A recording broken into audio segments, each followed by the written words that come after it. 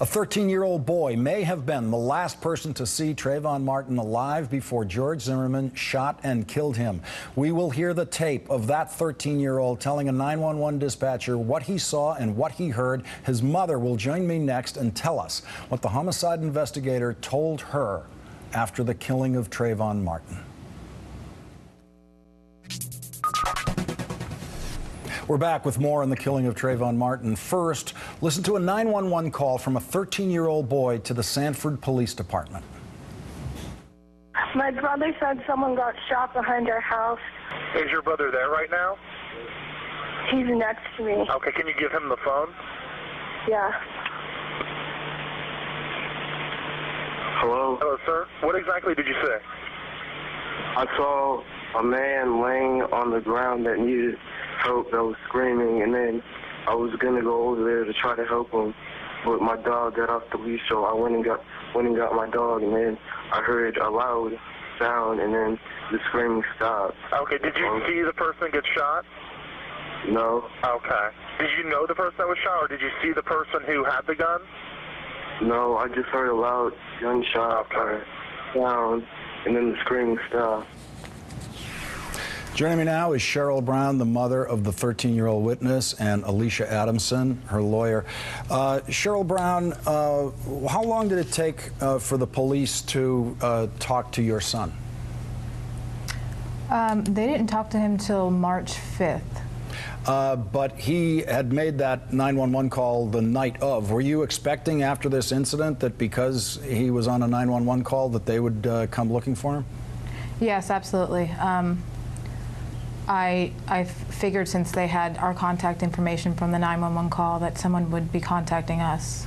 And how did you finally, and your son, finally end up talking to the police? Did they come to your home? They did, yes. And how many officers came to your home? 2 detectives came. And do you remember their names? Detective Serino, and he was with a female officer. I don't remember her name. That's Chris Serino, homicide investigator on this case? Correct. Yeah, he's a central figure in this case now. And how long did they talk to your son? They were at our house for about 30 minutes. And would you say that it was a cooperative discussion? Was it easygoing? How did your son feel about it?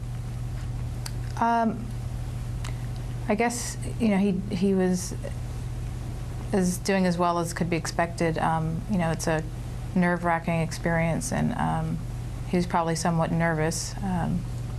Do you think, was it your sense that the officers were making any kinds of accommodations for him, given that he's 13 years old? And I assume, you tell me, is he accustomed to talking to police officers? No, he's never talked to a police officer, not in that situation, no. Mm-hmm. And so, what was your sense of what was going to happen next in this case after they got your son's information? I was hopeful that there would be an arrest based on what the investigator told me at my house. Is that Chris Serino? Yes. What did he say to you?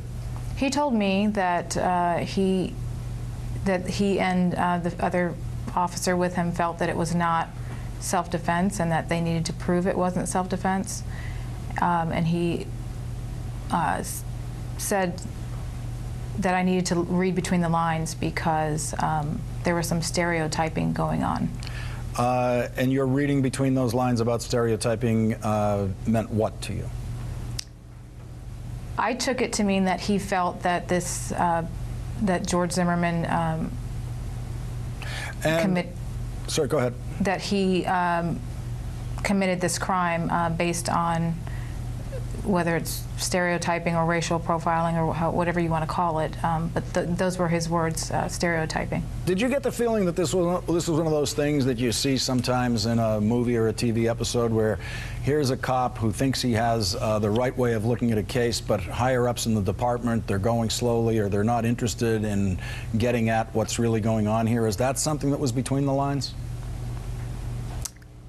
I didn't take it as that. I took it as he was referring to George Zimmerman did this because he was stereotyping this person that he shot. I see. Yeah, that the stereotyping was being done on the scene by Zimmerman based on all he knew about him was that he was black, which we all now know from the 911 tape that Zimmerman made, that that's the only thing he knew about him descriptively. Right. Cheryl, did it seem to you, I don't know if you could tell this, and you not necessarily, but did it seem to you that what your son had to say was considered important by these detectives? Well, when they first came to the house, he did, Mr. Serino did say that they initially were trying to not involve Austin and they were trying to not speak to him, but they felt that they were at a point in the investigation where they needed to.